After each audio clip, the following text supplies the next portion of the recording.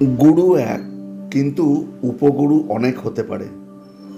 যার কাছে কিছু শিক্ষা পাওয়া যায় তাকেই উপগুরু বলা যেতে পারে।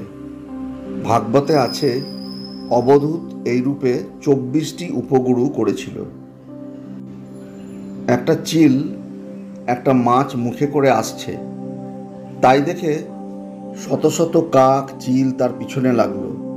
তাকে ঠুকরে কামড়ে বিরক্ত করে কেড়ে নেবার চেষ্টা করলো। সে যেখানে যায় সব কাক চিলগুলো চিৎকার করতে করতে তার পিছনে যেতে আরম্ভ করে।